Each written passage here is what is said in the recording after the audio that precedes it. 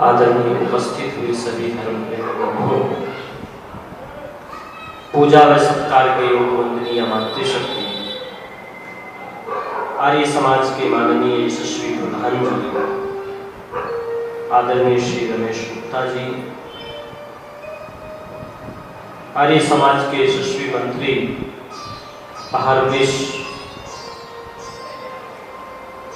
भगवान श्री राम और विष्णु की संस्कृति को जन जन तक पहुंचाने के लिए कृत संकल्प आदरणीय श्री बाबूराम आर्य जी, हमारे मध्य में विराजमान अपनी इस आर्य समाज के माननीय उप प्रधान जी आदरणीय हमारे मध्य में विराजमान है। बहुत ही सहृदय व्यक्तित्व है, बड़े श्रद्धालु भगवान के भक्त हैं, हमारे मध्य में है।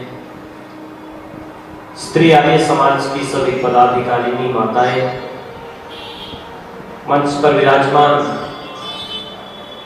हमारे बहुत अच्छे संगीतज्ञ आदरणीय भाई श्रीदेव जी, और मेरे से पूर्व जिनके बहुत सुंदर सुमधुर भजनों का आनंद आप ले रहे थे, प्रिय मोहित शास्त्री जी, हमारे बहुत अच्छे कलाकार साथी आदरणीय भाई अवनीश जी, उपस्थित सभी धर्म प्रेमी बंधुओं, पूजा व सत्कार के वंदनीय मातृशक्ति। एक शब्द आपने सुना होगा, समर्पण।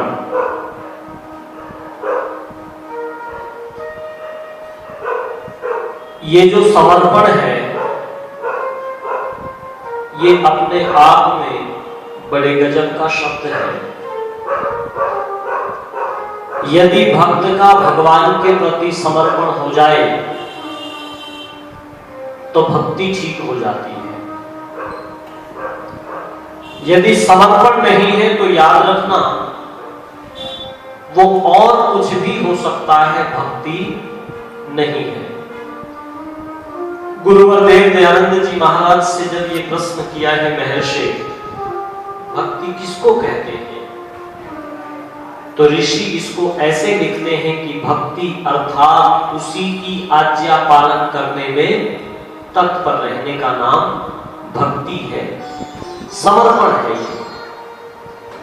यदि भक्त का भगवान के प्रति समर्पण है तो भक्ति ठीक हो जाती है। और इसी शब्द को जो का क्यों उठा करके आप रख लीजिएगा, परिवार के लोगों का यदि एक दूसरे के प्रति समर्पण हो जाए तो गृहस्थी ठीक हो जाती है। यदि समर्पण नहीं है तो आदमी कितने ही घंटे घड़ियाल मंदिर में जाकर के बजाता रहे, वो भक्ति नहीं हो रही है। और परिवार के अंदर यदि परिवार के लोगों का एक दूसरे के प्रति समर्पण नहीं है तो वो परिवार भी टूट जाते हैं, उन परिवारों में भी जीवन जीने में आनंद नहीं आता। मर्यादा पुरुषोत्तम भगवान श्री रामचंद्र जी महाराज की कथा के प्रसंग में मैं पिछली बार जब आपके बीच में आया था तो कुछ प्रसंग मैं आपको सुना गया था, उनसे आगे चलकर के कुछ चर्चाएं आपसे साझा करना चाहूंगा। कल मैंने चर्चा की थी कि महाराज दशरथ ने जागकर संस्कार अपने पुत्रों का किया, संस्कारों की छत्र छाया में संतान का निर्माण हुआ करता है। यदि संस्कार नहीं है तो याद रखना संतान भटक जाती है। संस्कार सत्ववान संतान ही जीवन में सुख दिया करती है। और ये संस्कार देता कौन है, तो ऋषिवर दयानंद जी महाराज ने अमर ग्रंथ सत्यार्थ प्रकाश के द्वितीय समुल्लास में चर्चा की। मातृमान, पितृमान, आचार्यवान पुरुषो वेदा, 3 शिक्षकों की जिम्मेदारी है संतान का निर्माण करने में। पशु और पक्षियों के बच्चों को बनाना नहीं पड़ता, वो स्वतः बन जाते हैं। जितना ज्ञान उनको चाहिए वो स्वाभाविक रूप से परमात्मा की ओर से उनको होता है। आप कहेंगे जी कैसे होता है? तो उसका एक उदाहरण देखिएगा आप। एक भैंस के बच्चे को जिसका जन्म 5, 7, 10 दिन पहले हुआ है, यदि उसको भरे हुए तालाब के पानी में छोड़ दिया जाए तो बोलो डूबेगा कि तैरेगा? तैर जाएगा। अच्छा, ये जो तैरने की ट्रेनिंग है ये उसको किसी ने किसी विद्यालय में दी है जी? क्यों? जरा सहज रूप से जुड़ करके सुनिएगा चर्चा। कहीं किसी विद्यालय में उसको ये ट्रेनिंग नहीं दी गई है। उसको ये जो तैरने का ज्ञान है ये स्वाभाविक रूप से परमात्मा की ओर से है। लेकिन मनुष्य का बच्चा 40 साल के नौजवान को आप तालाब में छोड़िएगा, यदि उसको तैरना नहीं सिखाया गया तो बताओ वो भी तैरेगा कि डूब जाएगा?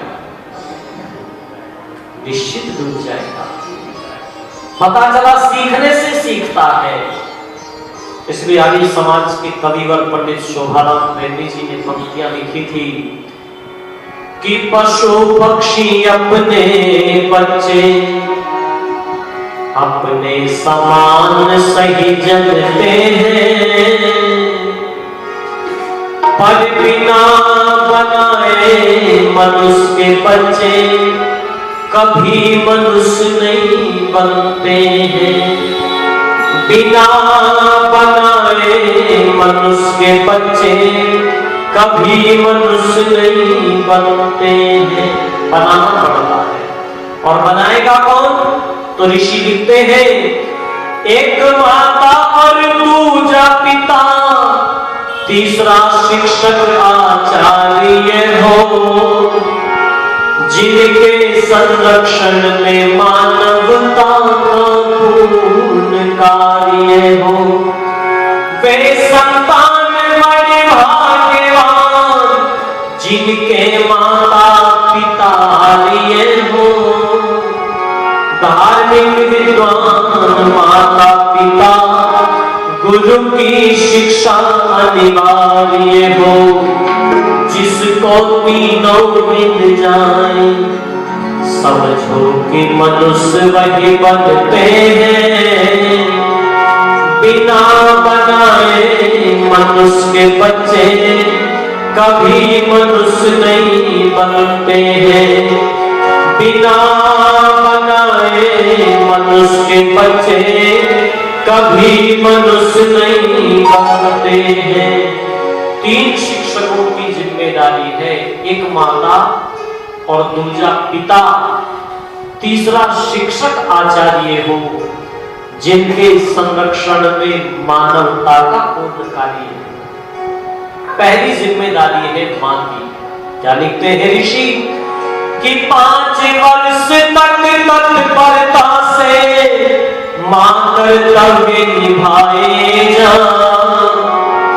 अपनी उत्तम शिक्षा द्वारा बच्चे को पन पाए जा।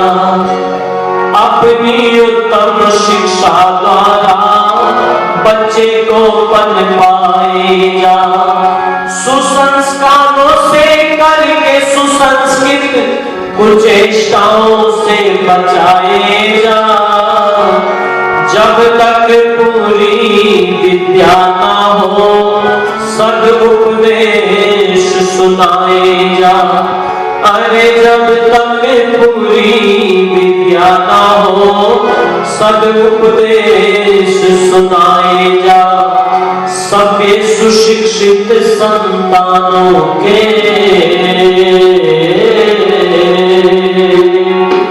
सभ्य सुशिक्षित संतानों के कारण यही बनते हैं। बिना बनाए मनुष्य के बच्चे कभी मनुष्य नहीं बनते हैं। पहली जिम्मेदारी है मां की। मां जैसा संतान को बनाना चाहती है वैसा बना देती है। नींव डालने का काम करती है मां संतान के जीवन के अंदर। और आप सब लोग बड़े प्रबुद्ध श्रोता बैठे हुए हैं, यदि आप मजबूत इमारत को बनाना चाहते हैं तो उसकी नींव भी बोलो मजबूत रखनी पड़ेगी कि कमजोर में काम चल जाएगा? मजबूत नींव रखनी पड़ेगी। मां नींव रखने का काम करती है, जैसा संतान को चाहती है वैसा बना देती है। कविवर देवेंद्र तूफान ने पंक्तियां लिखी थी कि मां की शिक्षा बच्चे को बल में भरपूर बना दे, मां की शिक्षा बालक का चमकीला नूर बना दे, मां की शिक्षा बच्चे को शायर और शूर बना दे, पर खोटी शिक्षा मां की सुध को कायर और क्रूर बना दे। जहां मां की सुशिक्षा शायर और शूर बना सकती है, जहां